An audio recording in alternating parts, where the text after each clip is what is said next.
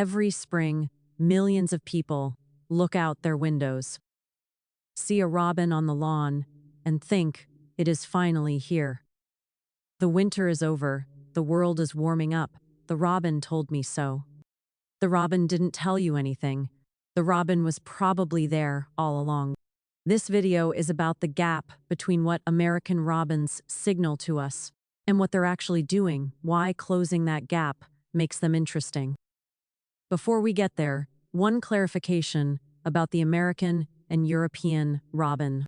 They share a name, a chest color, and nothing else biologically significant. One is a thrush. One is a flycatcher. It is just European settlers naming what they found in the New World after what they missed from home. That naming decision has confused people for centuries, so we're talking about Turdus migratorius. Let's take this one head on, because it comes up in every conversation. The bird does not signal spring. It signals that the food source you can't see has run out somewhere you weren't watching. Here is the actual sequence of events. American robins in northern regions spend winter in nomadic flocks, moving through forested areas and shrubby edges where fruit still holds berries. They aren't in your yard because your yard in winter is a poor food source. Short grass, hard soil, no fruit. They're in the holly and the crabapple trees, and the overgrown edges of parks that most people drive past without looking. Then, in late winter, the fruit supply in those winter habitats gets exhausted, or soil temperatures rise enough to make earthworms accessible again. Either way, robins begin redistributing back into open lawns and suburban landscapes. People see them and record the date as the first robin of spring. What they're recording is the date when the robin's winter food ran out, which correlates with warming temperatures, but only loosely and with meaningful variation. In mild winters, robins can remain in lawn, adjacent habitat much longer. In harsh winters, they may retreat to denser berry stands and disappear. The correlation between first robin and spring arrival is real but misleading. One viewer noted that near Toronto, the first robin predicts one more snowfall. The bird isn't tracking seasonal progress, it is tracking food availability. Citizen science data from eBird underscores this simple fact. In states across the northern U.S., winter robin detection rates have increased, consistent with the trend of significantly milder winters over the past 15 years. Conditions allowing more birds to remain year-round, the spring bird is increasingly a year-round bird. That changes habitats rather than latitude. The worm and lawn image of the American robin. It is one of the most durable and most misleading associations in popular natural history. Earthworm hunting is real, visually distinctive, and concentrated in the breeding season, which is exactly when most people are spending time outdoors watching birds. It is also a minority behavior across the full annual calendar. Fruit makes up approximately 60% of the American robin's annual diet. That number comes from stomach content analyses and field dietary studies, and it holds even when accounting for the seasonal spike in invertebrate consumption during chick rearing.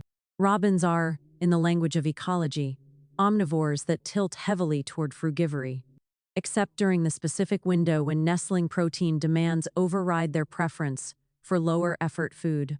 The implications run both directions. First, anyone trying to support robins through the winter should think about plants before feeders. Native fruit-bearing species, serviceberry, winterberry holly, dogwood provide exactly the calories robins need when they're operating in their winter mode. Second, the pesticide problem in suburban lawns is more serious than most people register.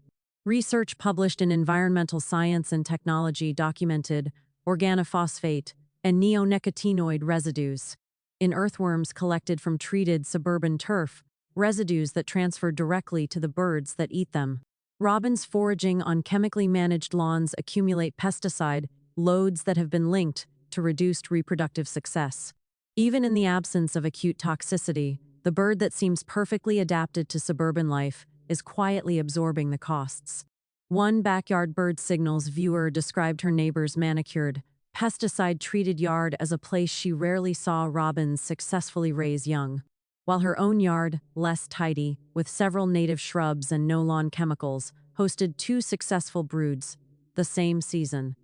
The anecdote doesn't prove causation, but it rhymes with the data.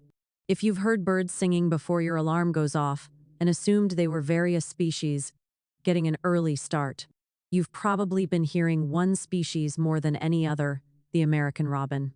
Robin males begin singing before civil twilight, the technical term for the period when the sun is between 0 and 6 degrees below the horizon. And there is enough sky glow to navigate by, but not enough light for most birds to see clearly. Robins sing before that threshold. Acoustic studies of dawn chorus timing have consistently placed American robins among the earliest starters, with some individuals beginning 30 to 45 minutes before sunrise at light levels, where the human eye perceives near darkness. Darkness, the mechanism that makes this possible, is physiological. Robins have relatively large eyes for their body size, which increases light gathering capacity and effectively lowers the threshold. The evolutionary payoff is real. Sound carries farther in cool air, with less absorption and distortion than in midday heat. A male that monopolizes the dawn claims more territory. Research on female mate choice consistently shows they prefer early singers. The dawn start is a direct fitness signal, not incidental behavior. Viewers have sent us recordings made before 5 a.m. in spring that capture 20 minutes of uninterrupted robin song. The robins aren't just early, they are structurally ahead of the field, maintained by selection pressure across generations. The song itself is elaborate, with 50 distinct phrase variations, sung in sequences that allow neighbors to identify each other. The bird outside your window at 4:30 a.m. is not random. It is performing a precisely tuned identity broadcast. The robin's breeding output sounds like abundance on first reading. It reads differently once you see the survival statistics. Cornell Lab of Ornithology puts nest success at 40%, meaning 60% of nesting attempts fail to produce fledglings. Predation is the dominant cause, with crows and cats responsible. Weather, particularly late cold snaps, contributes meaningfully as well. In suburban environments, window strikes kill adult birds mid-season, leaving active nests without a parent to feed the young.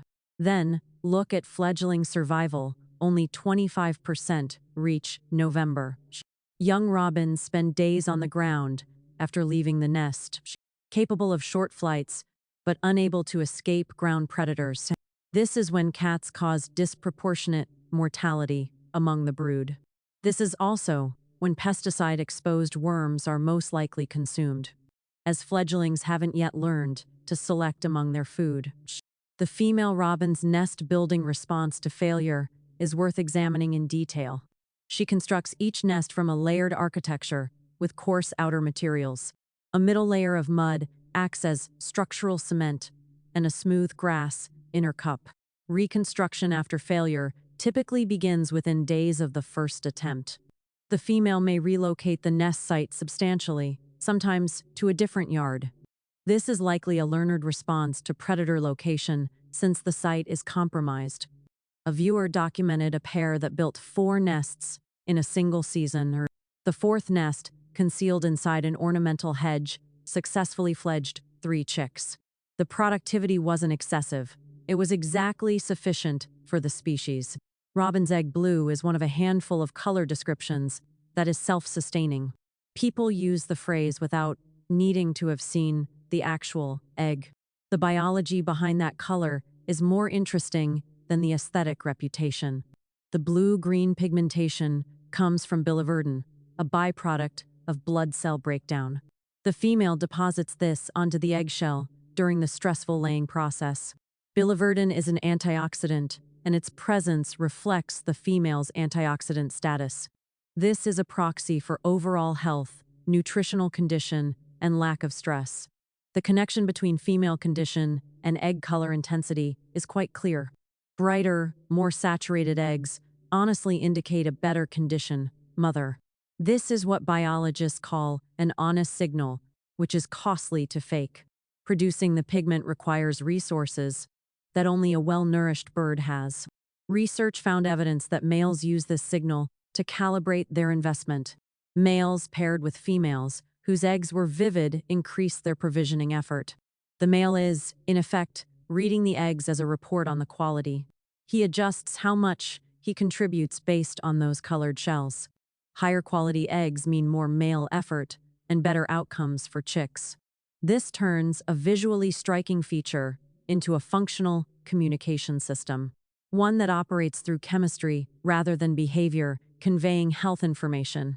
She doesn't need to signal her condition, the eggs do it automatically. When you find a robin nest and instinctively want to look at the eggs, you're responding, at some pre-rational level, to a signal for a different audience, running on biological hardware that has nothing to do with human aesthetics. The robins worked it out first, because the spring signal is a food readout. Hunting is a seasonal specialization, not a defining habit. The morning song is an arms race that started while you were sleeping. The reproductive abundance is a response to catastrophic odds. The egg color is a health certificate. What the robin signals to most people: cheerful, seasonal, familiar, uncomplicated. And what the robin actually is are two entirely different things.